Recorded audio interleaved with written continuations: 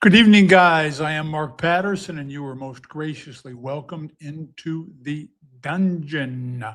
Uh, Beautiful day, winding towards evening outside. A little bit unusual because the temperature was about in the mid 70s and there was a breeze. It wasn't summery. It was almost a little bit chilly and kind of gave a hint of fall to come. If that sounds almost poetic, I don't want to wax too poetic because it wasn't a nice enough day, even though it was dry to get them out there back on the grass, and that's resulted in some crazy short fields tonight. I think four and like three fives to kick off the festivities. Yeah, we don't want to see that, but it's an occupational hazard. I want to racetrack cards grass races. I see where Krug won the nightcap yesterday. Industrial strength, as I like to say, speed horse, who's kind of a slow pace specialist. And they figured to go at a very comfortable clip last night. So no surprise that Krug wins it. I didn't bet because I was hungry and wanted to get upstairs and chomp down on some food. I don't know if the negative real thing reared its ugly head or not again last night. I'm going to wait for a careful review of the charts before I make some kind of a decision on that.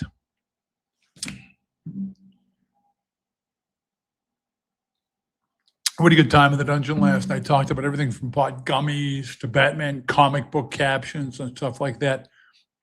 And if sometimes when I host the proceedings, they go a little bit off the rails, it's on purpose because you can bet we're going to come back to some hardcore horse racing talk because that's what I am, a hardcore horse racing analyst. But I kind of like to break it up once in a while because you can't just keep pounding and pounding and pounding and pounding viewers. I learned that doing the Mountaineer feed for 25 years. And plus, it's my nature to digress and stray from the main topic a little bit because I swear I am undiagnosed ADD. I really think that I am and have a hard time focusing on the same content, on the same subject, just on and on and on and on. I just can't do it. But the Mountain Man is fast and again off turf and some short fields, regrettably short fields tonight. Hey, let me know if I'm coming across muffled because I watched a little bit. I never watched myself doing television, but I watched a little bit by accident a last night's show. And I thought when I would lean down that I was coming in more clearly. When I would lean back and address the camera. And I think that's because I had the microphone lower. So when I put it high, sometimes you guys complain that I'm muffled. And when I put it too low, if I lean up and make eye contact with you guys, which you're taught to do at the outset of your live television career, then maybe you can't hear me quite as well. So let me know how I'm coming in tonight, okay? Please. I think three of the first four races are going to feature a really short-priced favorite because in each of the races I'm talking about, there's a horse that figures to take the lion's share of the mutual play. I do like a horse in the eighth race tonight, and we'll get to that sooner than later. A horse I'm going to bet on. I know this already in the night's eighth race. So before my ADD kicks in and I lose my focus here and forget what I'm doing, let's take a look at the opener, which was never supposed to be turf. This is 5.5 furlongs. And the condition is never too light for fillies and mares. These are cheapos. And we got just 5 here, and this was never going to be a grass race. Just 4 in the second. There'll be a short favorite in there, I think, early delivery in race number 2. Just as when you get to race number 4 and flip on back there, Cowboy Roy is going to be a really short price. So I think 3 of the first 4 races are going to involve prohibitively priced favorites.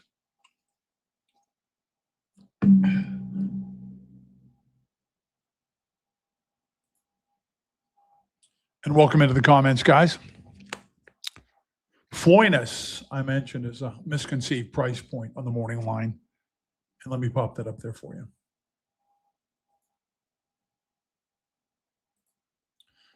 Yeah, morning line puzzlers, Floyness 8-1. No way. Not even before the scratches, guys. Floyness was going to be the favorite and going to be much lower than 8-1. I thought the inside might have been a little bit questionable last night. I don't know if it's going to stay like that tonight because the track was muddy and the night is fast. Floyness, I think a big knock would be there's some other speed in here. Not strong speeds, not horses that necessarily are capable of beating Floyness if Floyness can hold service along the inside there with that front running style, but horses that could greatly inconvenience the one horse here through the early stages. And Floyness shifts from synthetics over to dirt. and the win was on dirt, and it was resounding, and it was first time to the post there. So Floyness comes back next time. They were so eager to get her off dirt. They get her over to grass, and she runs a kind of buyer and performs in a manner at 51-1 to indicate that she probably does want the grass, Floyness. But she has definitely regressed since then, big time. I don't know if she liked the synthetics or not. Last couple of starts, I do know she takes the Panhandle plunge and drops all the way down to $4,000. And I looked up some fractions and other 6 furlong races on July the 15th in Presque Isle, and that 21-4 and also the 45-3 were blazing hot, very, very rapid. So that certainly compromised Floyness, who takes a big drop and whose win was on dirt and it was resounding to begin with. And Floyness flashed the kind of speed last time that is probably going to earn the lead here, even though you're looking at 3 or 4 rivals that likewise have front-running styles. SS Cosmopolitan is a 4-time winner and still eligible for number 2 because she's a West Virginia bred. So she's already won this condition a couple of times and did perk up a little bit there on July the 8th. Now, she didn't have her daddy around, Miguel Jimenez. I don't know if he's creeping around behind the scenes or not, still calling the shots. You never know about these kind of things. Mike's a good horseman. And if he's really passed this runner along to the next outfit, I don't know if SS Cosmopolitan is going to be missing her daddy, Mike Jimenez. Good friend of mine, too. Mike's a good guy and former jockey who I swear used to have a popper in his whip that you could hear all through the Ohio Valley. And I tease him about it all the time when I see him. Man, he would not spare the rod or spoil the child when he rode a thoroughbred racehorse. Is that politically correct for me to even say? I just did, right? Yeah, Mike Jimenez. Anyways, in different digs now, SS Cosmopolitan closed last season with a huge score and a 75 claimer there. SS Cosmopolitan didn't run a lot in the first couple of starts this season, but then did perk up a little bit last time. I will mention, even though that was a veteran race and for a higher tag and certainly better horses, clearly better horses, it wasn't too tough to get the lead because the opening quarter and even the half-mile fraction were not very rapid. And there really wasn't any speed in the race aside from SS Cosmopolitan. So temper your enthusiasm for what looks like something of a wake-up in an open and a veteran $75 claimer when it comes to SS Cosmopolitan because of the lack of speed in that race, because of the lack of speed in there. Did you guys bet on Krug in the last race yesterday? I think I mentioned the 2 speeds look roughly evenly matched, my 2-Aunt Jones and Krug, but they both like a fight. And I thought they could knock heads and maybe still run 1-2. And I checked the chart out real quickly, and my 2-Aunt Jones was actually the favorite, lightly favored over Krug. His Beachwalker was like almost eased, ran way up the track, right? Even though Vasquez has been hot lately. Rivacata has been first at the wire twice. I'm not going to give her much credit for that because neither of those was fast and neither was impressive. She inherited the lead in deep stretch there from a quitter named Tijuana Bunny in her first race of the season. And I think she lost her best friend in the process, Rivacata, of the maiden condition. Holy Roller is another West Virginia bred who exceeds the allotted number of wins here. She is 3 for 34. Mike Baird, I think, bartered this horse over to Craig Cox because I think he bored some horses out there at Craig's place where there's a swimming hole. Craig's a good friend of mine and good golf pal of mine. Holy Roller hasn't run a lot since switching barns. Very quirky is Holy Roller. The 7-year-old by the late Mockin. Holy Roller is capable of showing snappy speed, but a lot of it depends on how she breaks and what kind of mood she's in. And even so, the way that she backed up and each start since coming back to the races, I can't get too enthused about her. She might be a role player to go out there and to force the issue a little bit. Nobby's Magic Sunday on the outside. She's just not a good horse. She quits, and it's been years since she tasted victory, but she's got a good turn of foot for the opening quarter, so she could help make things lively. I think this is what Jack Nicholson said. We watched the original Batman a couple of nights ago, me and Little Bear, and Jack Nicholson, who I'm going to bet wanted to go home and slit his wrist when he saw what Heath Ledger did with a Joker. Said there's going to be a hot time in the old town tonight. Well, there could be a hot pace in the old race tonight, at least for the opening quarter. So I think the only way Floyness could lose this is if the rail's bad, which has been the tendency for the last week and a half or something like that, and might have reared its head a little bit last night, or there's just too much competition to the opening call because if Floyness holds service on the inside and the inside is okay, then I just don't envision defeat here for Floyness. I'm not sure which of these opposing speeds you would put second because they're all going to chase. And Revocata, who's a good bet to be dead last on the backstretch, might have the advantage to finish second, but not exactly what I would term a stout closer, guys. Let's check out the comments there.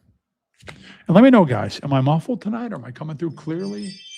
Can you hear me well? Dave Schabel says, Krug went from 4-1 out of the gate to 5-2 when he got a daylight lead. Frustrating. I feel you, man. I feel you, my man.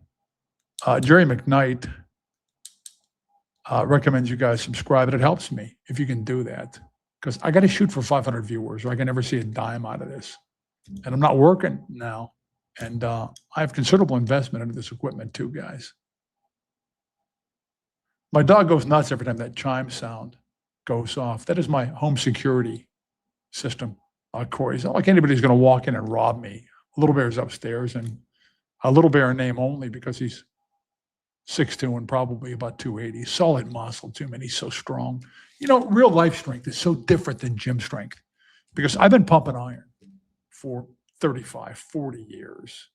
And I can go into the gym and take over a machine that one of the no-neck young guys that's probably all roided up gets off of. And sometimes I have to add weight to get a good workout. That does not translate to real world strength, though, because when my house was being built and I tried to pitch in with the construction guys and do my share, you know what? They just lifted rings around me, and Shane can too. And Shane just doesn't lift any weights. So again, the kind of strength that pumps iron and moves metal around is not real world strength, guys. It just isn't. Please don't be politically correct. It's your show. Well, thank you for that reminder, Mr. Connors. Yeah, Corey Atkins said, gym strength can't compete. I hear you. It's so freaking different, you know? And I'm actually pretty active for an old fat guy. I hike uphill. I've told you guys this a lot of times. I hike uphill like a mile and a half, like 4 times a week. And man, I bust my hiney doing it too, because I have a heart condition. And a pivotal doctor's appointment tomorrow too that I might share a little bit about with you guys.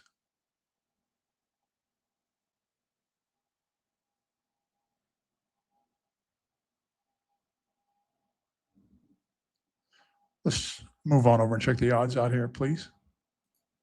Bear with me here, folks. And 3-2 on Floyness, and SS Cosmopolitan is 8-5, as low as 8-5 here.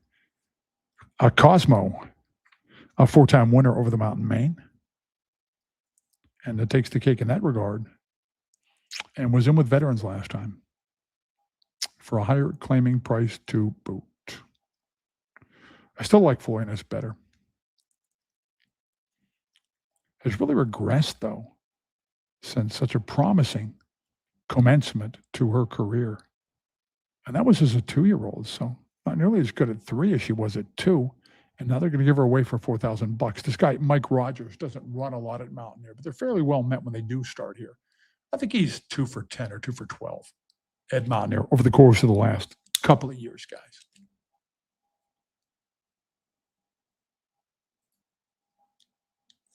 And the second race, just about all I can tell you is early delivery is going to be the favorite. Is probably going to be a very short price.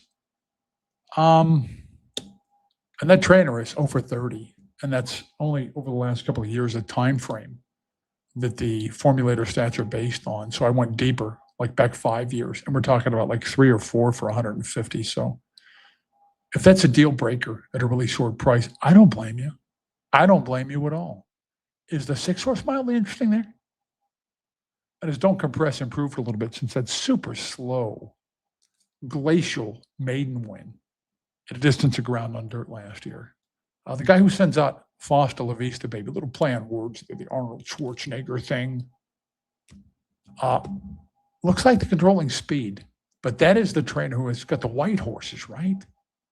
And ships them to Hollywood, and they make movies and stuff, and protects them from claim because they're worth money, because a white horse is the rarest of things, huh?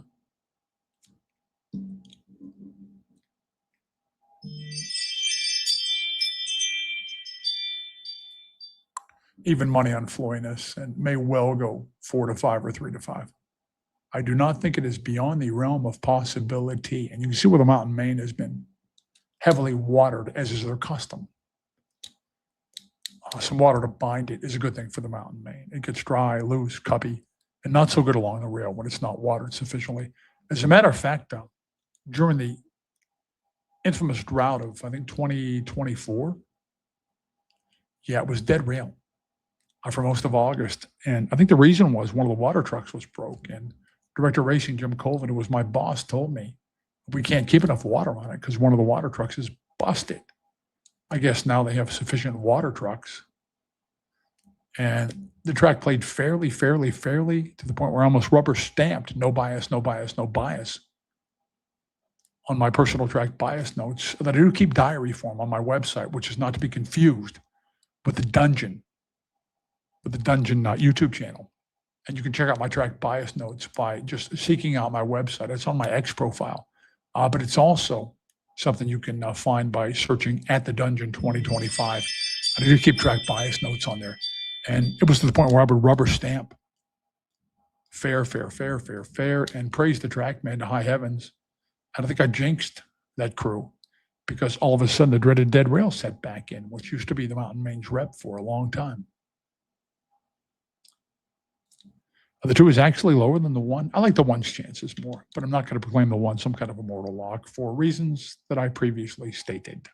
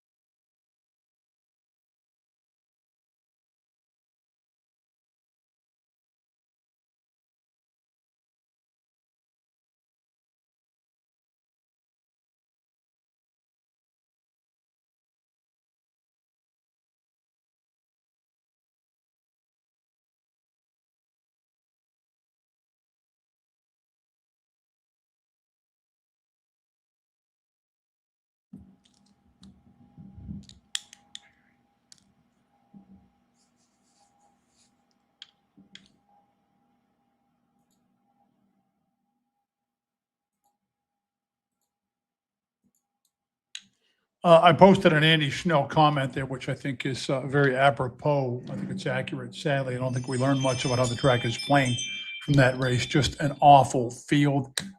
Sometimes when a race just plays out in favor of somebody from off the pace, and somebody does come from off the pace and swings out wide, because that's what a lot of off the pace horses do. That's the only place there's room. It is too often attributed to some kind of a wide bias or an anti-rail or an anti-speed thing. And in that race, it was such a recipe for somebody to close. Revocata, as it did turn out, it was a big advantage just to be last down the backstretch there. Stay with me. Holy Roller, the quirky quitter, once she gets the lead, she eliminates Floyness and SS Cosmopolitan. They don't want to chase. They're not going anywhere from a chasing posture. And Holy Roller is putty in the hooves of whoever wants to close a little bit. Revocata, I just maintain the one even pace. She'll never close like that again in her career, but it was such a setup for her. Now, I'm not saying that the inside's not going to be a negative, because it may well be. That's been the tendency around here on most of the race cards for the last couple of weeks. And I thought that it may have been the case last night. I'm going to wait to pass final judgment on that in my own mind until I review the charts. But the race flow and the pace complexion there definitely flattered Revocata. I'm not sure that Revocata would have needed any kind of a path bias or track bias to assist in that victory.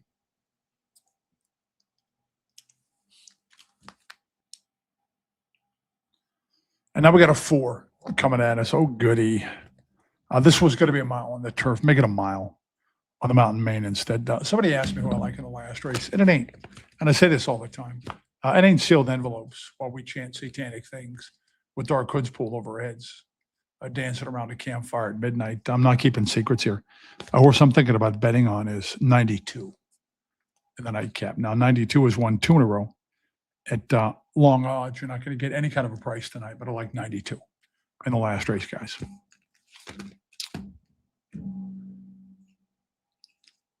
And 92, by the way, is only eligible because there was a bad test and a forfeiture of purse money 2 back. Otherwise, 92 would not be eligible. And the form is not picked up on this. I can tell you how that works too.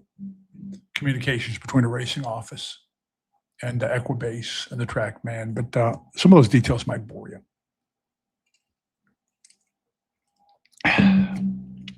So we must play the hand we're dealt.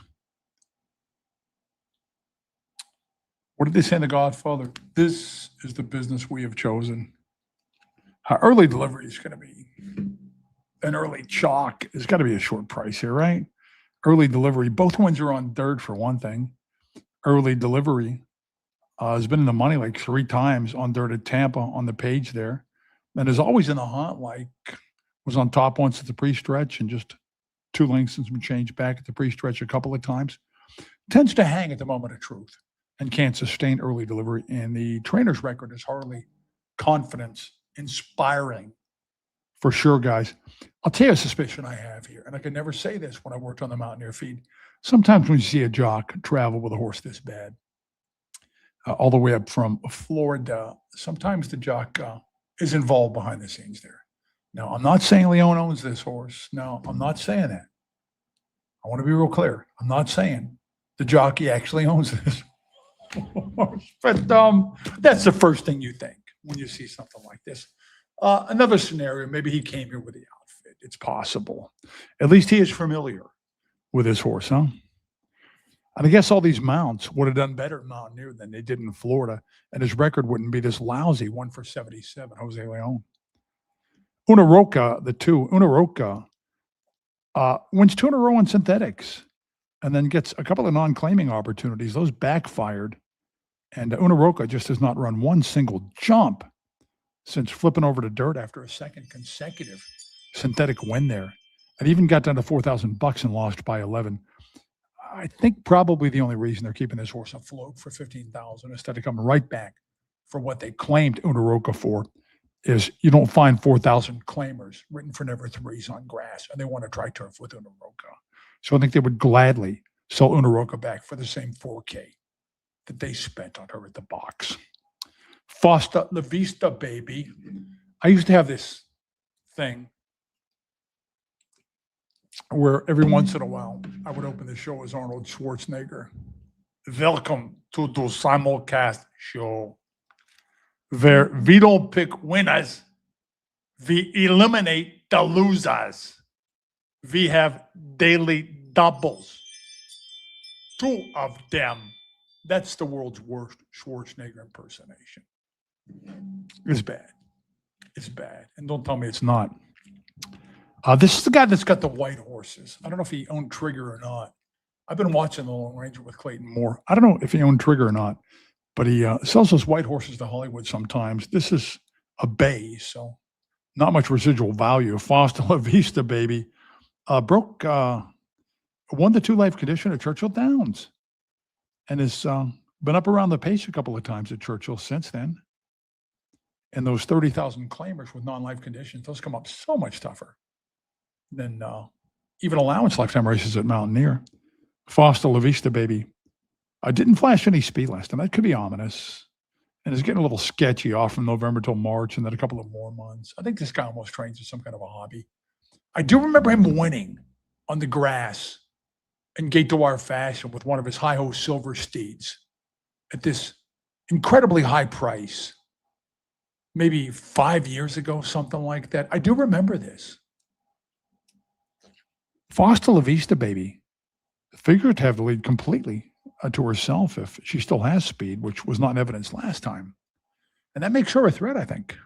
And plus, don't underestimate how tough those 30 claimers are at Churchill, even the beat races with the conditions on them. Don't compress, number 10. Sometimes I read them from their wins. And when I look at her wins, I'm thinking she'll never get another win. She's not going to climb successfully to the 3-life rung. And they're just coming towards the track. But don't compress. Did win off the bench, which is not normally Cluley's MO, which might indicate she's going to be better at 4 than she was at 3. And believe it or not, even though she gets drubbed last time for half this claiming price, keep in mind, this is not an issue of class here because these horses aren't worth a plug nickel. And the only reason they're in for $15,000 is because that's as cheap as Mountaineer writes a non-3 life on turf. So I wouldn't get all caught up in the class thing. And I would say that Don't Compress was in with a much better winner last time who came back to take some kind of a starter optional in the race. And that may have been the race that Don't Compress his life. Even as ugly as that line looks, it may have been the race of her life. Back in a jiff, guys.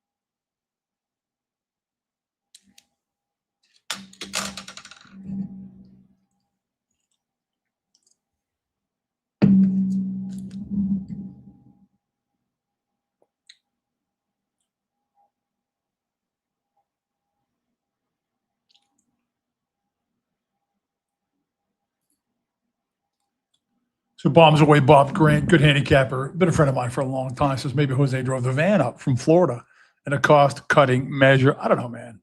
I don't know about that. I think my theory might hold more water. It's not the kind of thing I could have said on the Mountaineer feed. I do know Leon's agent, very personable guy, and not a dummy, but he never worked in a racing office, okay? So we gave him a job in the office, because it's hard to find people that want to work in the office of Mountaineer. So we got him on as clerk of scales or something like that. So this guy's never been in a racing office. And I'm a well-respected veteran official who's been running the racing office as secretary / assistant secretary for like 3 decades. So second day on the job, this guy starts telling me how to draw the races. Get the fuck out of here. Are you kidding me? Please. Please. That required something of an attitude adjustment, guys. Nice guy, though. It was not a dummy at all.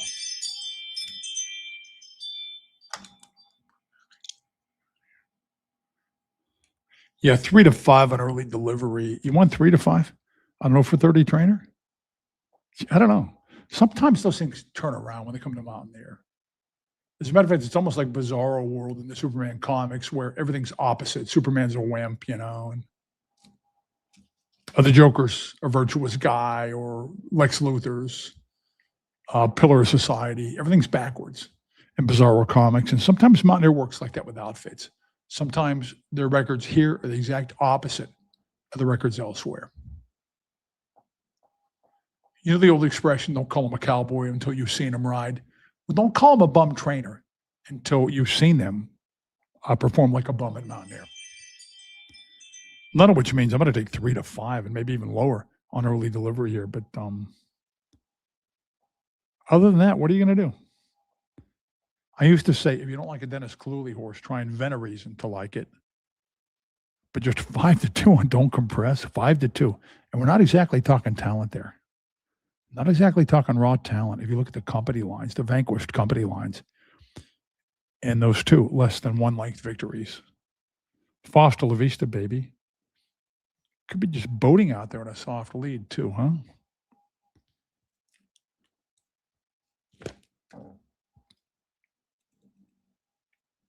A third race, just 5. We have just 5 horses in there. I think that can be pretty quickly cut down to Elonita or Let Me Know Before You Go, which isn't saying a whole lot. Now, is it? Fourth race, Cowboy Royce, going to be a really short price and not a short priced horse that I would shoot against.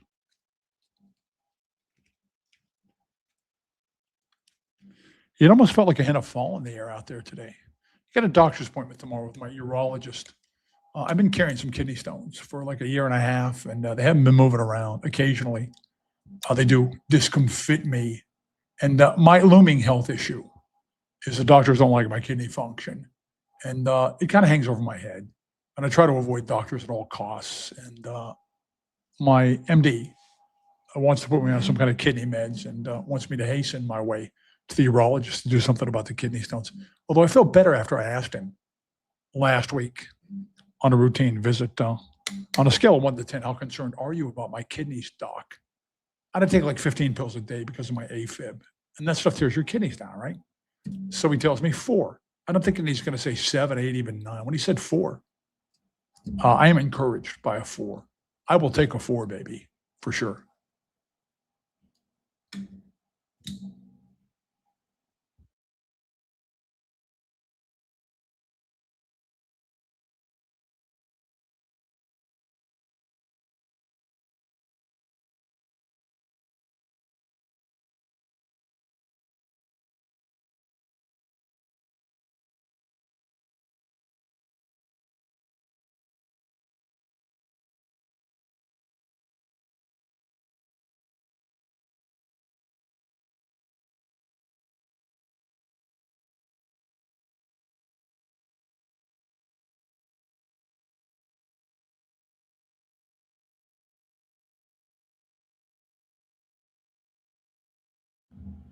Did you guys notice how Floyness? No, I'm sorry, I'm on the wrong race.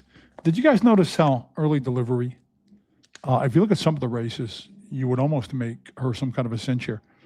But on the rare occasion she's been bet at all, she is MIA, completely MIA when she gets bet. Anything below 10 to 1, like 4 to 1, 5 to 1, just twice has she been that low on her whole page. And she was missing in action both times. So I don't know. Can we rely on her to be the field that she's supposed to?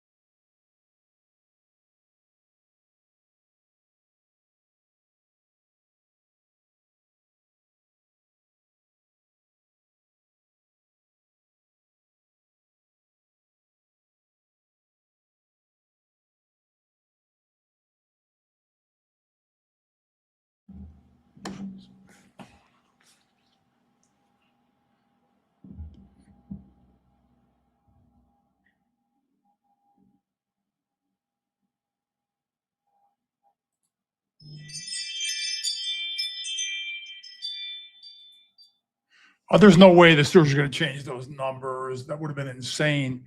And there was no way that early delivery was going to be don't compress there. It just wasn't going to happen the way the race played out.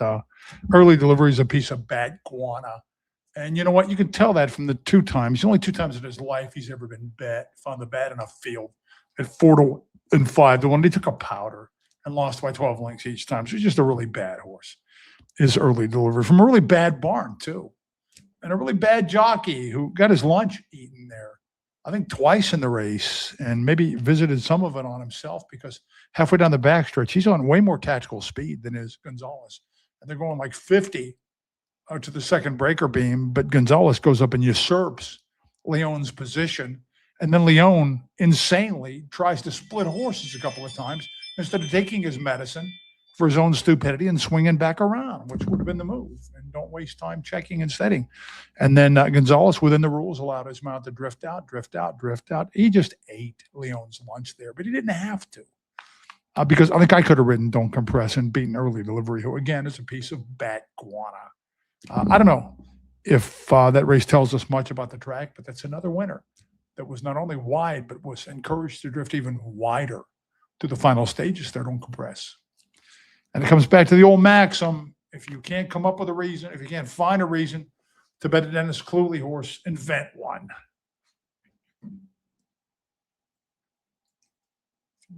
And now we got a 5 coming up. 5 horse field under starter $5,000 conditions. This was 7/8 on turf. Instead, it's going 6 furlongs on that Fast Mountain Main. No Name Dude is going to appeal to the denizens of Lone Speed because it should open a good lead here. No Name Dude for sure. No Name Dude ran 2 furlongs in 2 of the last 3. And suddenly, this method of prepology is back in fashion. We've had like 3 winners last couple of weeks stretch out from 2 furlong races, after which there is usually no life at conventional sprint distances and win at conventional sprint distances. I think the difference is, though, once they got this horse out to 5.5 and it just flopped like that and lost all those lengths from the first call to the finish, I think that was a defensive move to revert to the 2 furlongs because they lost faith in this horse's ability to run any farther. Now, I don't know about 6 furlongs for No Name Dude. Maybe if he ran his best from last year and the track were okay for inside speed, those are 2 big ifs. I think 6 furlongs would still be a reach for No Name Dude. As a matter of fact, situations like this can sometimes be a bad news, good news thing for a horse like No Name Dude. And I'll explain. Sometimes Lone Speed can be too much of a good thing.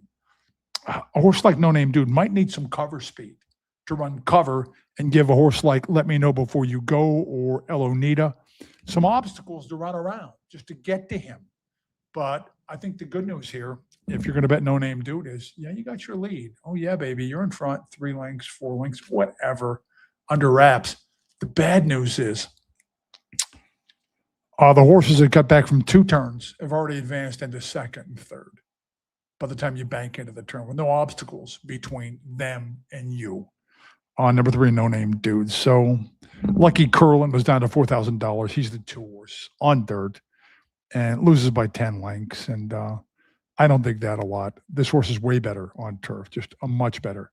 I don't know what's going on here with the change of trainers. I really don't. Silva's taken on a lot of baggage with horses like Lucky Curlin, who I'm sure they wanted turf with.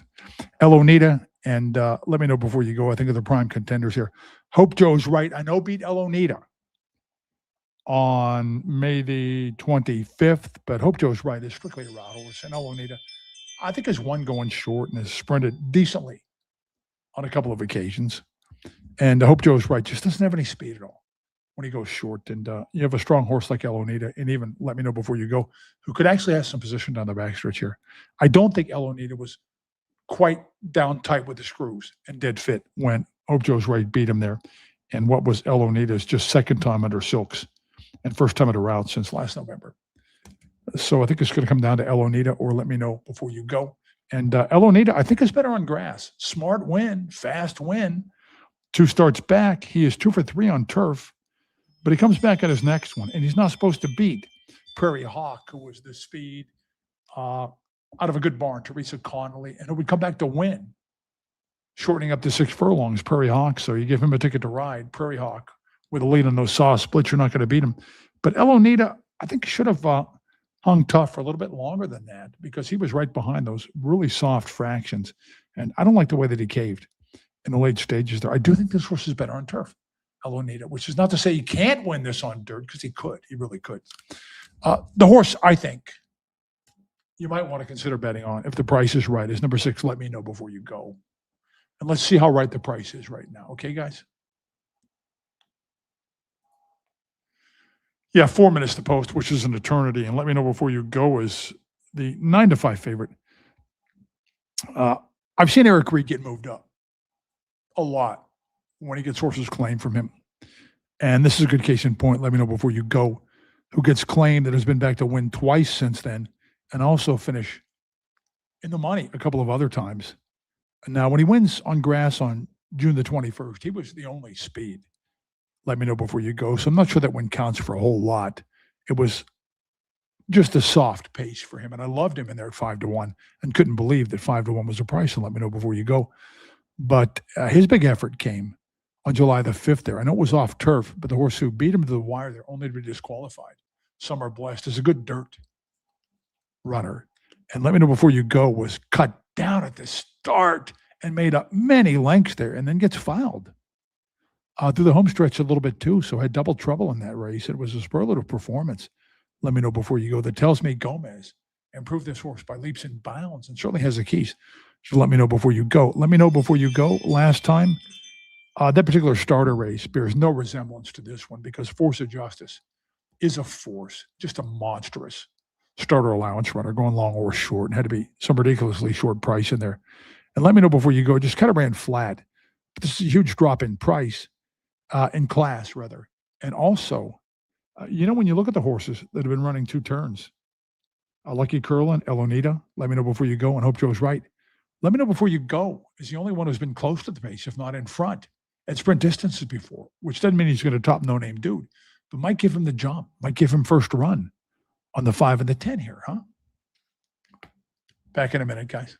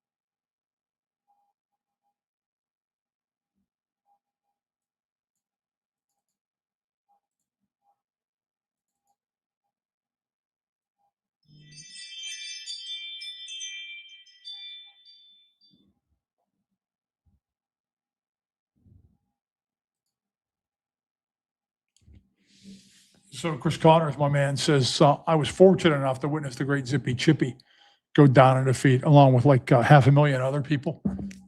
Zippy Chippy was attaining the lovable loser horse reputation. And actually, they were thinking about making a Disney movie about him and taking him into the pantheon of Disney characters and manufacturing Disney action figures based on Zippy, the lovable loser horse who just keeps right on trying, even though he can't win. So at the same time, a mule named Black Ruby was unbeaten, blazing a trail across, I think, Santa Anita, where they were holding mule races. So I had a brainstorm and proposed this to Mountaineer Management. What about if we take Black Ruby and match her against Zippy Chippy? You got the intersex thing. You got the horse that's never lost, the contestant that's never lost, the mule, with the thoroughbred that's never won. So it's cross-gender. It's a lovable loser versus undefeated. It's male versus female. It is cross-species, mule versus thoroughbred. I'm thinking this is going to go viral, absolutely viral. I swear to God, we could have gotten it covered by networks. I think it would have went huge. So I worked up some fractions for a quarter-mile match, theoretically. And it was difficult because the mules didn't run a full quarter mile, but I worked up some math, presto, voila. So I called Montserrat, the trainer, and maybe the owner of Zippy Chippy, and told him about my plan. And he says, "Oh, yeah, would love to do it, man. Would love to do it." So I broke this to him kind of tactfully. I said, "Mr. Montserrat, um, I got a feeling Zippy would probably beat the mule." At which point he uttered something that I'll never forget and told me all I needed to know about the lovable loser horse who just keeps on trying. At this point, Montserrat said, "Senor, who says Zippy has to win?" So right then I knew what the story was behind the lovable loser horse and his 0 for 100 record. Guys, they weren't going to blow the shot at a Disney movie, which never did materialize, by winning a $400 purse at Great Barrington Fair. You dig, guys? Can you feel me? Did you get what I'm saying? Management nixed me anyways because it wasn't their idea. And that's why. That's the only reason in hell why they nixed me. But that was a brilliant idea to match Zippy Chippy with the undefeated mule, Black Ruby, who was gathering quite a reputation of her own and was even front page in the Forum at the time. Black Ruby. Mule races were really in vogue then. But yeah, I will never forget Team Zippy's words. Who says Zippy has to win?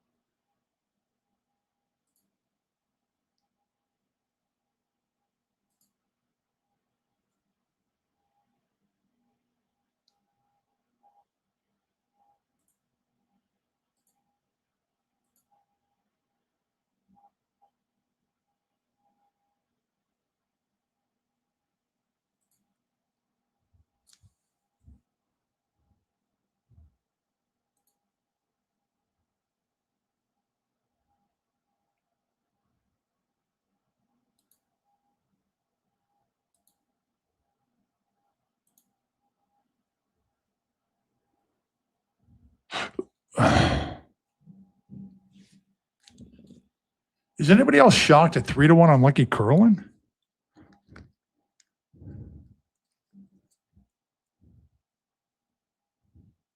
Who might be a two-time dirt winner, but his last dirt race was a 10-length drubbing and a $4,000 condition affair. I'm not sure this horse has ever run 6 furlongs on dirt in his life. Is that first time from the Juan Pablo barn money?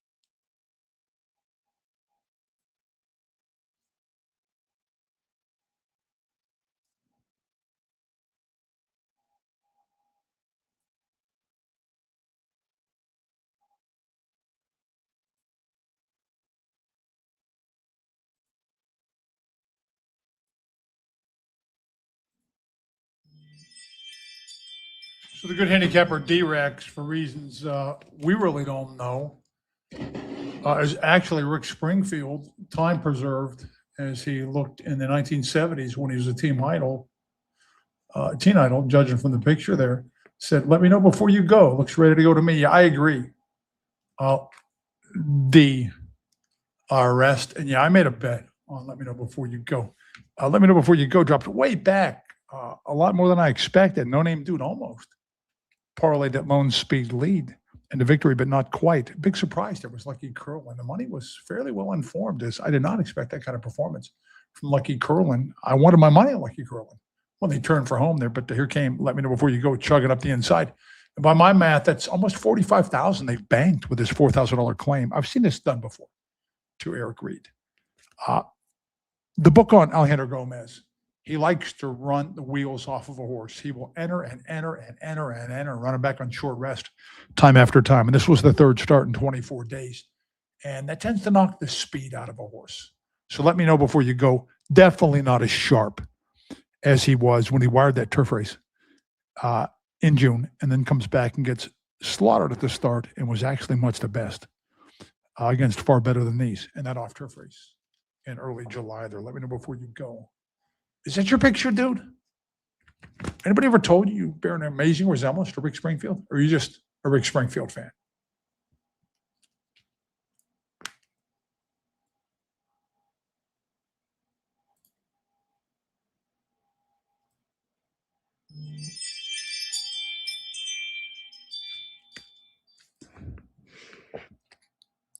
Okay, I don't know if that means a real. So, okay, probably, I guess, huh? And I caution you guys not to assume, because we watched an unlikely closer get up in the first race, to assume that was a product of the kind of bath bias we've seen around here of late, because a lot of times when somebody closes wide, it's just the way the race dictates. And the race dictated somebody to get past No Name Dude, but "Let Me Know Before You Go" took his good old time a doing it, huh? So number going 5 furlongs on a fast mountain main, was originally lined up for turf, and this is what, a $15,000 claimer, maiden claimer, with a field of 6. And Cowboy Roy really sticks out to me here. For one thing, it's Marshall Gonzi. He's 9 for 29 at Mountaineer on the year, and knows how to train a speedball baby. Who's that undefeated thing he has that is 4 for 4, I think? And maybe the next Kosher Cowboy, and Kosher Cowboy's reputation and speed precede him. He, the unfrontable open allowance ace.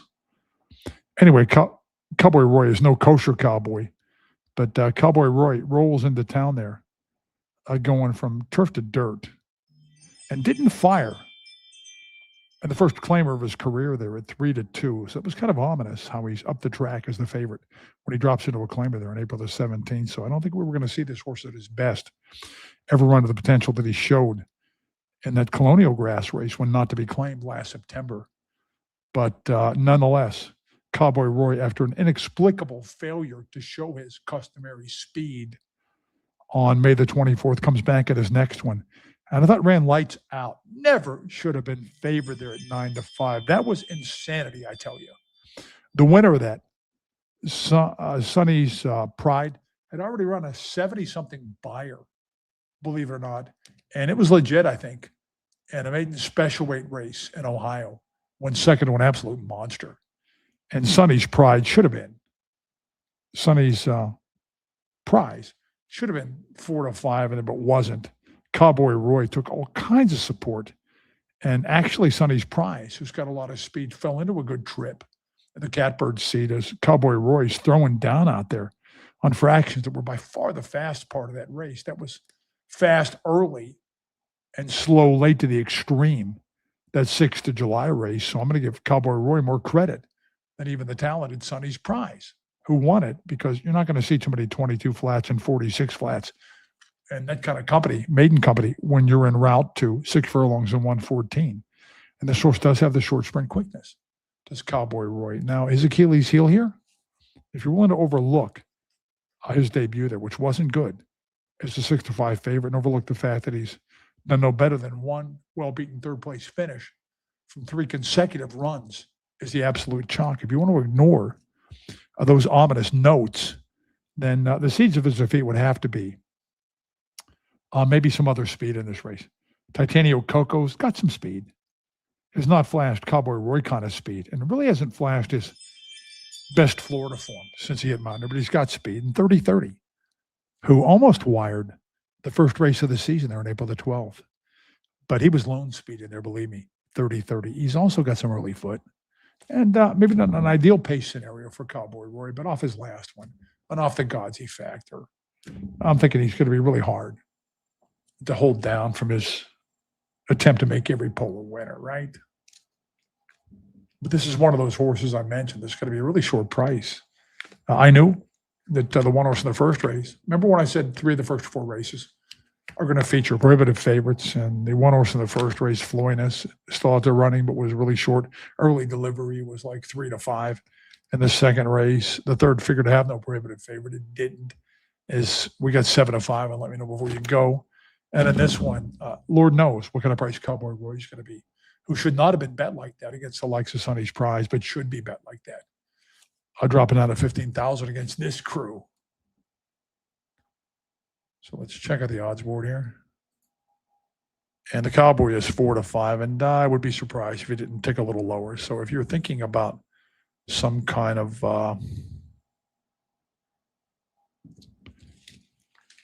vertical, 2 pretty obvious candidates to be second, I think. I think that Cowboy's speed style would cancel out 30-30 and cancel out Titanium Coco, who's brought a real case of the quits to Mountaineer, and not even his A speed. So I think we eliminated it real quickly, narrowed it down to Crime Lord and Briarcliff as potential second place finishers, and they're each 7 to 2. Crime Lord tried to rally a little bit last time. I'm not sure how tough that race was or wasn't. It was drawn up for the turf. It was won by a firster out of the Mike Baird barn. The place horse did open the lead, and Crime Lord was trying to get to that one in deep stretch. He ran a 36 buyer, which might net second here. I did not like this horse's local debut at all. That was a really bad $4,000 maiden race, which was dominated by a bad horse on slow fractions and in slow time. But going turf to dirt did perk up with a better effort there on July the 7th. Now we've seen a horse on the inside sustain the run. Maybe Crime Lord can be second.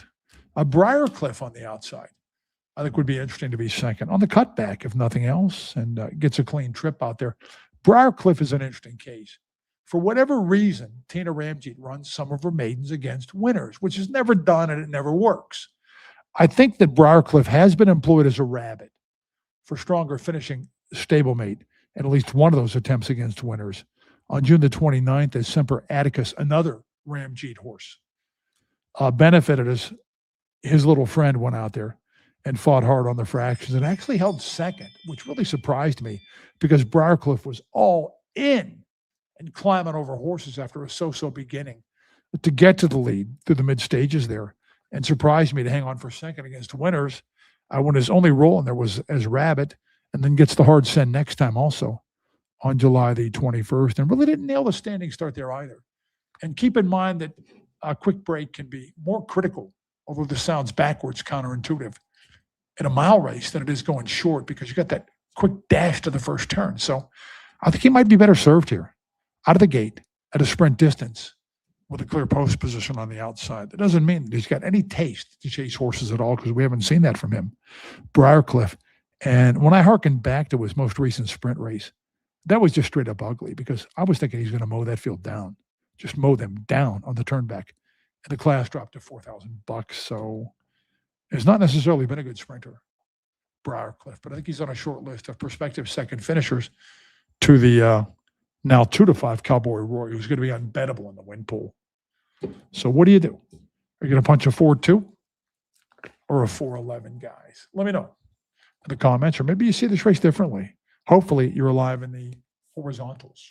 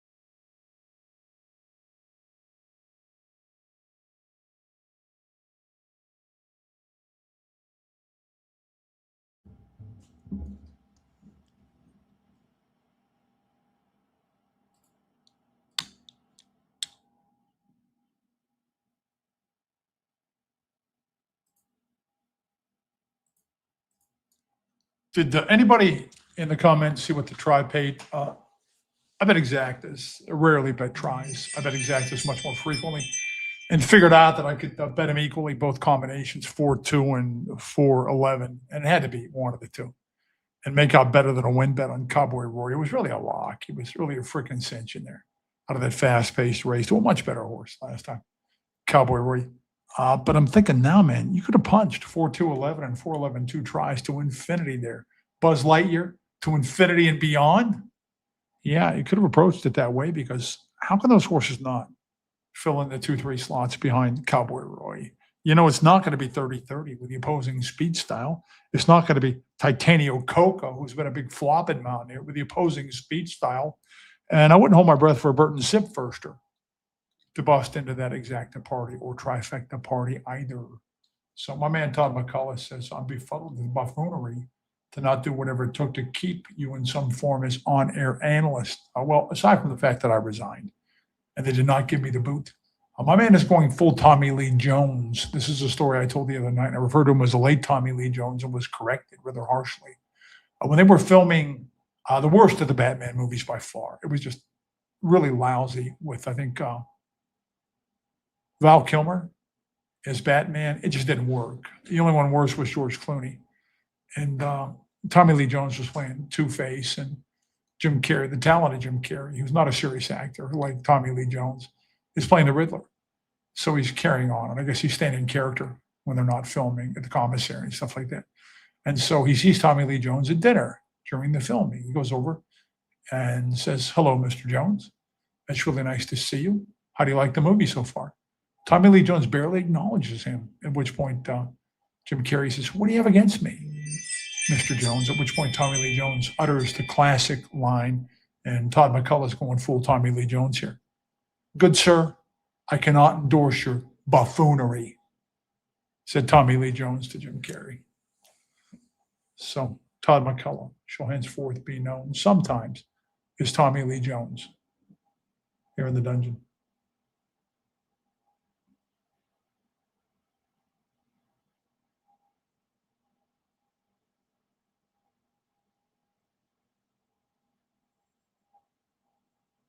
$1 try paid $4.90, so it paid $9.80, huh? $9.80. Yeah, so I could have made more money if I would have bet tries both ways for the same amount. Because I went $60 exactas with a 4-2 and a 4-11. If it had went $60 tries, 4-2-11, 4-11-2, I would have definitely increased my profits. That's why I, good sirs, or what is commonly referred to as a dullard. Fifth race, we got a mile. Horse paid 1-2 to win. These are never threes that run cheap. They run on the cheap. And we got some forms to choose from in here. We've got a last out winner in Raji, who I'm not real big on here. We've got a horse that might be low in speed, given that affection. The silver horse that he got from Asmus in here, the horse that was scratched, might give Charlie's Little Devil a monopoly on the lead out there, which might make Charlie's Little Devil dangerous. It could happen, huh? Gemstone Warrior's in good form from the inside. This is a sharp trainer, and he's the guy who sent out the 16-1 winner that I put out here in the dungeon night before last. I made a huge score on in the daily double. Mean tweets, right? Well, he likes to ride bugs and get weight off, this Randy Bailey. Used Pagan on so many live horses, and it never hurt him because Pagan came through with some nice wins for Randy Bailey. Now he's flipping over to Halder. What else to choose from in here? I saw a couple of guys mention Betagogo in the comments there. Betagogo, I only see one route try, a couple of route tries. One of them was kind of a one-pace third. So I guess this horse could do the route thing. But I kind of hold it against him, that 18th of November win. Sometimes I can watch a horse win, as can any seasoned observer, and tell you there may not be a lot left where it came from. And despite the widening 7-length margin, when the buyer doesn't match the margin, that's a red flag. And when there's nobody behind, a winner like Betagogo, that's a red flag. Betagogo was favored for a reason there. I was in with a good horse and gave you there on June the 29th. But I'm just seeing the one-paced sprint thing there from Betagogo, who does not flash route speed. So what makes this horse sexy or puts him over the top or would make us take this 2 for 34 runner with the 18 minor placings? And usually they kind of a box score indicates a horse does not have a lot of stamina. And what about that says, run me a mile and man alive, get down, get in line and bet on me. I'm not saying the horse can't win, but I'm not that bullish on his chances. Raji, a last out winner, number 5. Raji used a golden setup last time. They had to close in that race. You can see where it was fast early and slow come home time. And the track was wide biased too. So he had a lot of things going for him there, did Raji.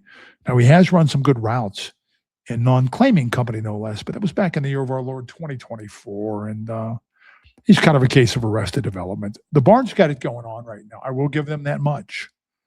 But off that kind of a win, which was bias aided and setup assisted, I got a hard time endorsing him in here, Raji, or taking him real seriously as an utterly prime contender. Charlie's Little Devil, I think, is a prime contender. I better get that off there.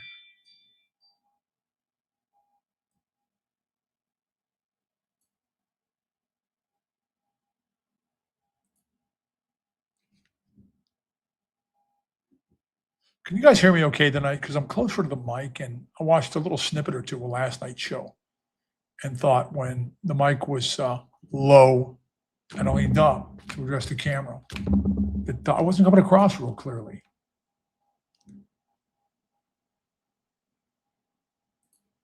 Still in the paddock, 2 minutes to post. We got an eternity the way they drag these finishes, huh? I dragged the break. And Charlie's Little Devil was second to a big class dropper, a horse named the Chalk, who had been running well on allowances, and they were trying to give him away there. The Chalk, for what it's worth, came back dead lame, but made a bold early gambit to take Charlie's Little Devil by the throat. The Chalk doesn't have speed, but Charlie's Little Devil, the Barbarian, tried to slow it down in a ridiculous manner there and got called out by the Chalk, who moved to advance early there. Charlie's Little Devil could stack these up on slow splits, huh? And she was winning Mahoning to boot, not against good horses, frame up, and some of the usual suspects. I got to be careful to give these horses a good look. Sometimes I get tired of horses that have been watching for months and months and months. You guys feel me on that? Although there is a danger, Will Robinson, danger, when you're too familiar with a horse from the cold weather months of Mahoning, that the horse is knocked out and over the top. That has been campaigned long and hard. Not the case, though, with Charlie's Little Devil. Took a field trip to Indy. Even the state bred races out there are really tough, so I'm not going to hold that race against him. And maybe looks like a lone leader in here at the 9-1. On the inside, Gemstone Warrior. Gemstone Warrior puzzles me a little bit. I liked him last time and actually took a shorter price than I should have because he had a history of sitting fairly close to the pace in sprint races. And I thought the turn back might actually help him. It did not, though. But he was bounced around and checked back in the mid stages. Would have been closer to a gate to wire winner who looked like the goods on paper. So that was a good performance from Gemstone Warrior. I don't like his win, but I like June 30th from him because Trained or Trust and Wings of God were up top on modest attractions. Tough for Gemstone Warrior to come from third from last and gain much ground on that pair, but he tried. And that's a good effort from Gemstone Warrior. They cut him back last time because some of his good Florida form was going short. But after he dropped off the map early there, now they're going to stretch him back out long and do the furlong flip-flop with Gemstone Warrior. So I don't know what management's plan is at this point for this horse, who was only 2 for 33 at the end of the day, to coin a cliche. And I don't know if I'm real big on taking 2-1 on a 2 for 33 runner. Fast Fall is 7-1. The Paul Brown horse earlier, and I go by this a lot, just tanked. And looked to have a shot, the Churchill Downs thing, who figured to get an easy lead in race number 2. It never played out that way. Hasta la vista, baby. One hasta la vista out the back door. Fast Fall's been away for more than a year and a half. Get out of here. No. Out of this barn? This 1 for 29 barn? It tanked with a contender earlier tonight? I think not. I tell you. You know what I forgot? Far From Home from the 9 post could keep Charlie's Little Devil honest, and that could be baked into that 9-1 price on Charlie's Little Devil. Far From Home's Got to turn a foot for the first quarter, for the first 3/8. I don't make him a contender here at all against this field, but he could be a role player, and he could keep the stronger, established route horse honest. Charlie's Little Devil, or in fact, top that when it's possible. Moralito, I was impressed with his local debut. Who wasn't? So he seemed to like the Mountain Main and had a couple of horses behind him that had some cred. He comes back in his next one, and I tried to rationalize and give him an excuse and to say the chalk was dropping from allowance, and Moralito was next to last. The splits were too soft for him to catch up, but it definitely was a backward step off his scintillating local debut. And then he's out to lunch on the flip to Clouston. And so many of the horses that Stansbury was keeping warm for King Clouston improved when Eddie came out of the woodwork to go down as trainer, but not Moralito. So I don't know. Can we forgive that? I don't have a reason to forgive it. I would not completely, on my verticals, go to sleep, as I like to say on the 10 horse, Fableman. Fableman, I know, is lousy, the 2 for 35 thing, but as a late style. And if the 9 gets involved early, it could set up for a late style. And I like to change of hands here on Fableman. First time out of the Blankenship barn, you might see some improvement from this horse. It's the oldest angle known to man, at least men that handicap the mountain.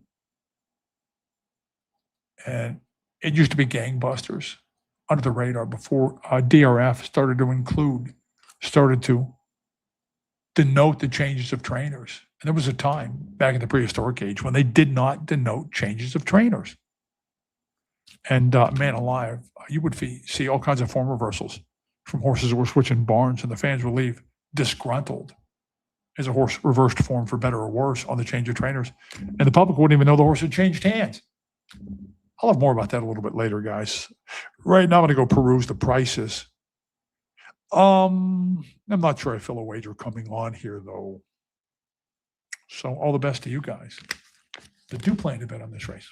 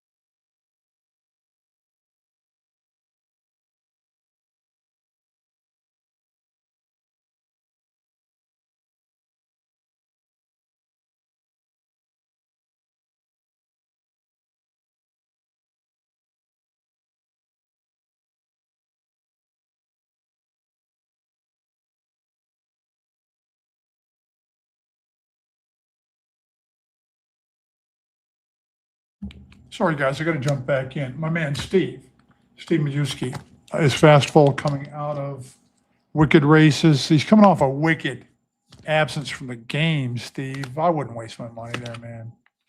I would hate to steer you wrong, but I would not waste my money there.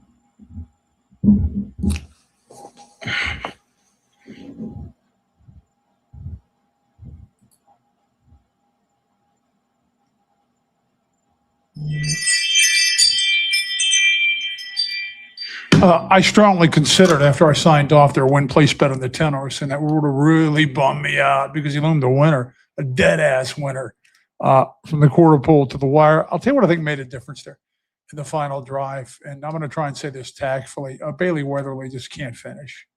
He simply can't finish. Look at the form on those three jocks, especially coming down to the finish. And tell me which thing is different, like on Sesame Street, where they put a couple of pieces of fruit up there, a pear and an apple, and then a carrot, and ask which thing is different. Well, I got to tell you, Bailey Weatherly was a carrot there, standing straight up in attack and just tippy tap whip action there, and not a strong finisher at all. And I think that made a difference.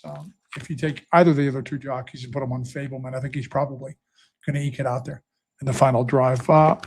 Gemstone Warrior, the likeliest winner there. I liked his last couple of races a lot, especially the one before last. And I like the barn, but I'm not taking 2 to 1.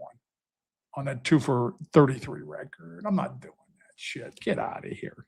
Especially when I just nailed the same outfit at 16-1 for a massive score a couple of nights ago. And he wasn't so sexy as he had to win. You can see from the margin. Could have well been third the way that played out in the final drive. Charlie's Little Devil topped the 9-horse without much difficulty. Not a lot of interior pressure there. So he came up pretty stiff in the drive too. And this was the time to get Fableman. First time after the change of barns. And now that's cat's kind of out of the bag. You're not going to get double eyes on him next time, Fableman. And I see what you guys were talking about Raji in the comments there. I didn't like Raji at all. I don't think he's a lot of horse. He had so much in his favor last time when he won, going 6 furlongs. I don't care what the distance is. I'm not a Raji fan. And I didn't like the way he won. I really didn't. If a horse needs that much in his favor to win, for that kind of a low octane speed, I don't want him. I just don't want him. And you guys are right. He probably is better going 6 furlongs.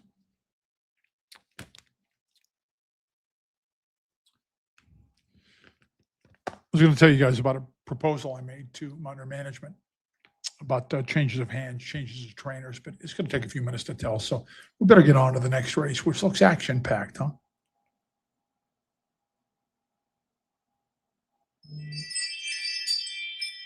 And it is 8 minutes to post on, I guess, the best looking field of the night. This is a starter 5 or claiming 10. Starter optional, this is. This race is a tough one to formulate a strong opinion for me because we've got to weed through 3 different states and 4 different tracks: Ohio, West Virginia, and Pennsylvania, the Commonwealth. And many a day I've spent time in all 3 states, by the way. I think it kind of neutralizes my regional accent from any of those states, and 4 different tracks. We've got a contender from Charlestown. We have got a contender from Prescott, and we have got a contender from Thistledown and a contender from Mountaineer. So 3 states and 4 different tracks to try and bring together here and make some sense of this race. My overarching concern here, guys, is not whether Night Nurse can handle dirt, although I think that is probably negatory. Although I've got a theory, and Night Nurse is obviously way better on synthetics. I've got a theory. There is something about synthetics that condition a horse to run on dirt. I swear they can tank on dirt, go to synthetics, work out some kind of a campaign, and then do better the next go around on dirt, like one of those old rom-coms, Frank Sinatra and Dorothy Lamour from like the 1960s, or Kim Novak or some shit like that. Love is better the second time around. Dirt's better the second time around because there's something about synthetics that condition them to run better on dirt, but I'd be hard pressed to back her on dirt. Night Nurse. Another concern I would have, though, who's over the top here? Goshen has run 19 times over the last 2 years. Canadian Bear has run 21 times over the last 2 years. And maybe didn't fire her a bullet last time either, Canadian Bear. And maybe the same with Goshen. They were both beaten as a favorite most recently after long, hard campaigns, you know. So who's got what left in the tank, I think, could make a big difference here. A Night Nurse maybe figures to get a lone lead here. But Night Nurse has not been that good on dirt at all. And Night Nurse is another that lost as a chalk last time, huh? I don't recall seeing this owner run a lot at Mountaineer, so I'm not sure what the psychology is there. As far as, we'll get to Canadian Bear in due time here, who's the favorite right now at 6-5. Goshen was a good front-running route horse in the dead of winter at Mahoning. Witnessed her act trackside a couple of times. And I was surprised to see the chart on her actually beating the boys in April there. And at some point morphed into a closer and came from next to last to beat males. Get out of here. The story on her, she's always had speed, but began to miss the break and do silly things at the outset. And she morphed into a come from behind type, I think, of necessity. Learned to close on the fly, Goshen. Now, very talented. I will leave it to you as to whether she has tailed off a little bit her last couple of races. Lost a position down the lane going 5.5.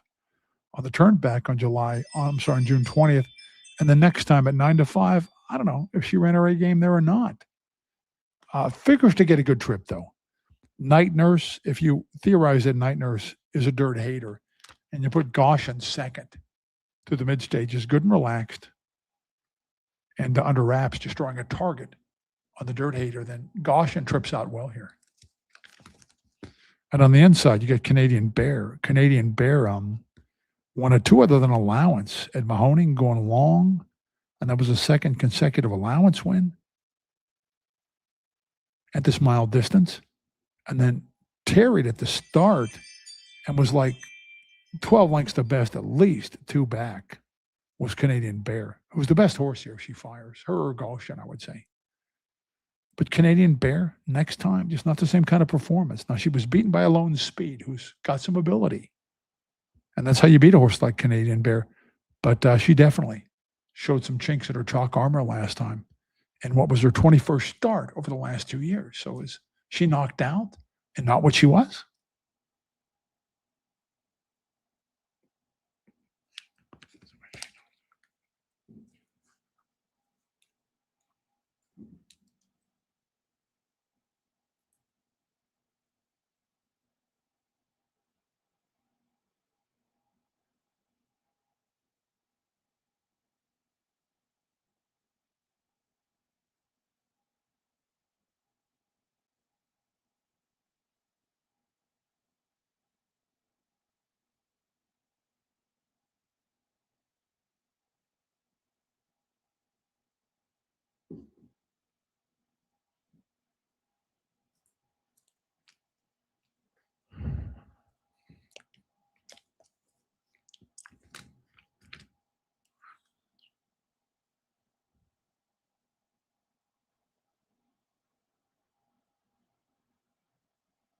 Yeah, I know what the temptation is here, guys. Best field of the night and some different options to choose from, like a smorgasbord, watching for value on the tote board. And a plausible case can be made for 1, 2, 3, maybe 4 of these things, including Kiss Cam on the outside, who's coming from Charlestown with those identical races. Starter optionals for the 5 or claiming 10. Might even be tougher than what she faces here, at least as tough. She's an allowance winner, is Kiss Cam. So she's a player too. So I get it. Lots to choose from. Best forms of the night makes you want to bet the race. Makes you want is a challenge to face up as a handicapper and say, I've got a strong opinion here. But I think that's a trap because betting is not mandatory. And again, we are asked to somehow bring Mountaineer form, Presque Isle form on synthetics, Thistledown form, and Charlestown form all together seamlessly and to formulate what's going to happen here. And on top of that, we have a horse who probably doesn't like dirt, but maybe loose on a lone lead, Night Nurse. And then maybe the best horse in the race is over the top, and maybe not. Canadian Bear from the inside, plus the way Canadian Bear breaks is something of another variable too. So I'm not getting the best vibes from this race. I do think maybe Kiss Cam is a little bit under bet, and I think Gaussian might be just a little bit too high on the tote board as well.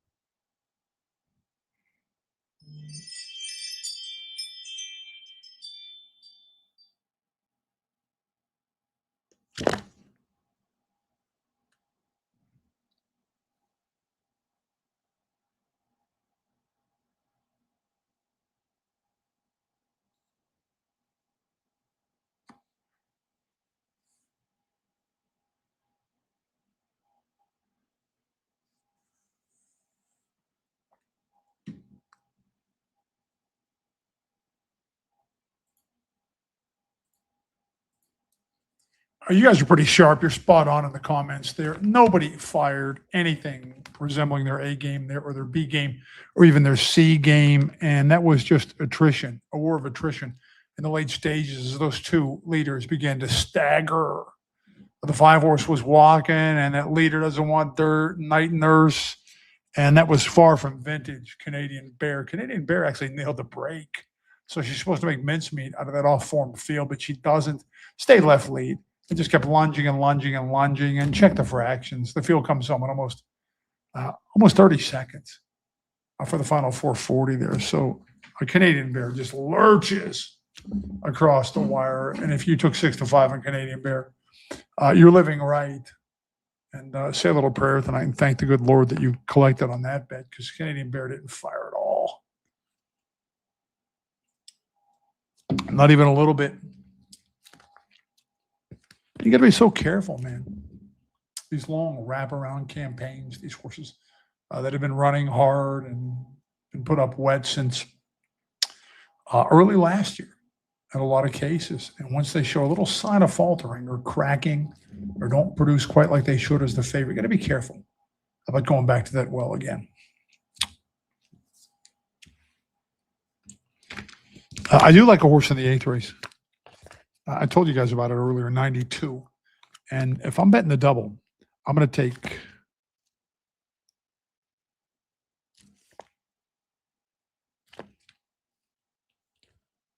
the two Mike Baird owned horses in race number 7. And I'm going to take them to 92 in the last race. And I'm going to take a backup, by the way, with cost basis in the 8th race with the two Mike Bairds. Not the John Baird, but the two that run in Mike's name as owner in this race.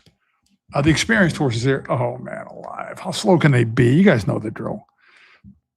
What about the race that saw the grooms drooling all roads to Dennis, a competitive second and a competitive third in the same race, and they left there combined 0 for 68. So I put that entire bunch on my permanent pay no mind list forever. I don't know which was worse, that race or the Team Ramajam race when Team Ramajam was the only thing moving through the home stretch there. So I'm looking for horses that don't exit either of those races. And Califragilistic on the outside. Cal Nation is starting to produce some runners. Mainly ones that are out of the Jamie Poole mares, Sole Purpose or Princess Janelle. But it's starting to produce as a sire. May never be another Mockin for Mike Baird. The dam only ran once or twice and ran well at Santa Anita. And Califragilistic is well drawn to play Stock and Pouncer. Maybe go right to the front here. And I think that's a better horse than these that beat Califragilistic last time. Califragilistic has been given about 5 weeks to recover from a fairly strenuous debut. Lasix has been added. Not a move that's necessarily profitable for Mike Baird. I think if Mike loses this race, he's going to do to himself because Mike has had the training saddle out. He didn't crack with firsters for several years, but this season he is. He tried with Califragilistic, tried desperately, and almost got there 5-1 as a firster. And he won with a firster, I think, a couple of weeks ago, correct? He did. As a matter of fact, I think that he won with a horse that popped up on somebody's past performances earlier tonight, right? Yeah, if you turn your workbooks back to race number 4, Hoodwinked, who beat the 2 horse in their Crime Lord last time on July the 7th, was a firster from Mike Baird. So Mike's been honing them and trying to win first time out of the box, which is not normally his MO. And this horse is bred to be precocious. This is the dam's first full, I'm pretty sure, successful ruler. But Army Mule, I think his get win like 18, 19% of the time as first-time starters, and that's good. If a sire gets 15% first out winners, that is precocious, baby. That is win early pedigree. And Load the Wagon has win early pedigree, at least on the top side there. So I think Mike could be holding the cards here. Otherwise, who are you going to bet? Midnight Stroller, who was well behind the Bobsey twins there, the Groom's Jewel and All Roads Lead to Dennis, the one former Devon Ewell horse and the current Devon Ewell horse, who like a combined over 70 going into that race. Mark of Greatness, who lost his stride halfway down the backstretch last time. I like this horse. But he was all the way down to 75 and a lot of other cheap state restricted maiden claimers at Charlestown. So he's not a good horse. And I have no excuse for his most recent race. You might notice the jock doesn't come back to ride him this time. Doom Loop. Mike Baird's dad, John Baird, runs this horse in Eddie Clouston's name. Doom Loop does cut back in distance and definitely does not want to sustain going around. So he's been known to pass like one horse through the home stretch in some of his engagements. I don't think he's real talented, but I think he's a piece of this and not quite the proven loser that some of the others are. And the turn back might help him a little bit, as might the switch over to Parker. But I still think Mike Baird, not his dad, John Baird, has a really strong hand in this race. I want to check out the odds board now. And Mike is favorite with Califragilistic and second favorite with the Army Mule thing. Number 2, Load the Wagon. And again, in the last race, Mike Key is 92, a horse that I like in race number 8. But I definitely take a backup with cost basis. So when I was a young whippersnapper of a handicapper and thought I knew it all, man. When I'm like, I don't know, 19, 20 years old, I had yet to really hone my handicapping chops to the point where I was hired on by guys whose last name ended in vowels, organization guys. I thought I had nothing to learn, but I had a lot to learn. And I encountered one, Bob Panconi, Hollywood Bob, who would become the biggest horse bettor probably in the history of this region. And he was a sharp guy. We taught each other a lot of things. One thing Bob taught me was I was blissfully unaware of the trainer factor at the time, or at least of the juicy stuff when it comes to the trainer factor, the change of hands. Because there weren't many claims at Waterford Park back in those days, which is now Mountaineer, because the economy was so downtrodden and so depressed that when horses changed hands, it was through private buys, like $400, $500, $1,000, stuff like that. And you would see these remarkable form reversals. And a lot of times I didn't catch it until Hollywood Bob, one of the best friends I ever had, wised me up and told me, you got to start watching for this stuff because some of these trainers prey on their less skilled brethren. And people would even be spiking their forms and programs because they had no idea these horses had changed hands. So we're going to fast forward like 20 years. I'm in the racing office. And I go to management and say, we got to start flagging these changes of hands because they're producing all kinds of long shot winners and negative form reversals on horses that have been running too good to be true. No reason for them to be sold. It's a red flag too. It works both ways.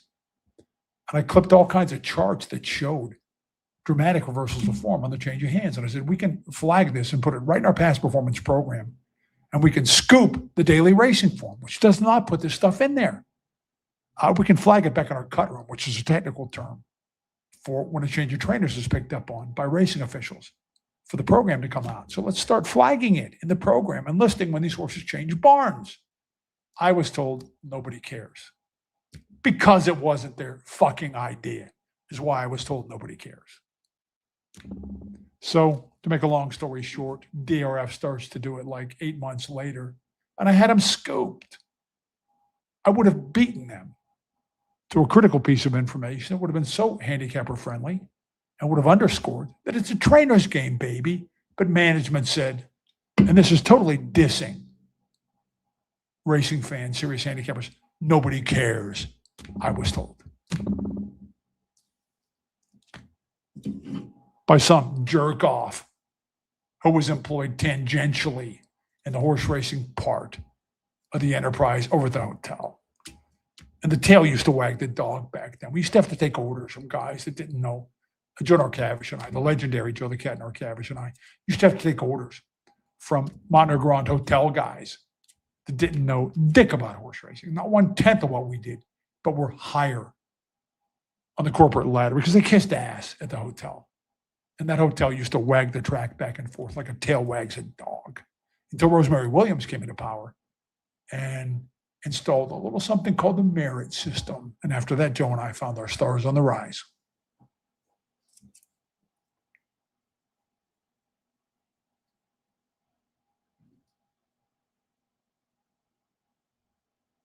I think I might punch a couple of double tickets here, guys. I think I made myself clear in what manner I might fashion my tickets.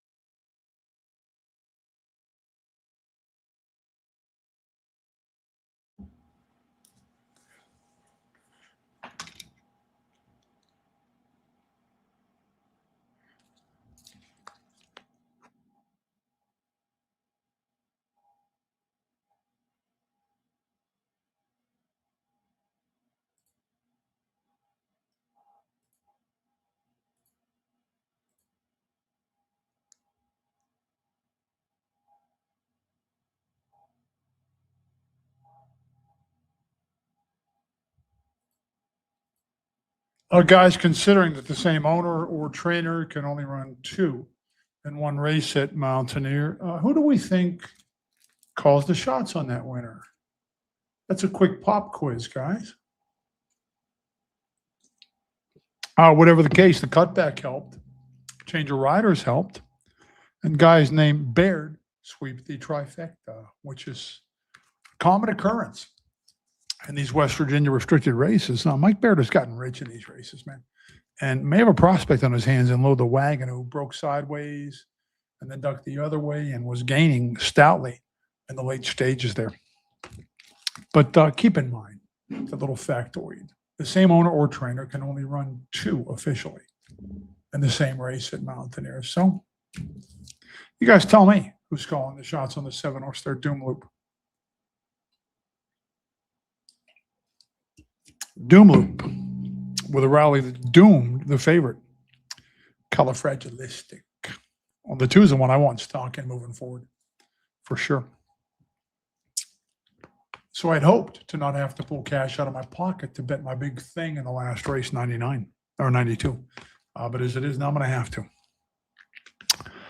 This is an winner twice in 12 months and $4,000. 92 is won twice or would not be eligible except there was a bad test. The form's not picking up on 2 back, forfeiture of purse. So 92 wins this race on July the 15th and is still eligible to do it again.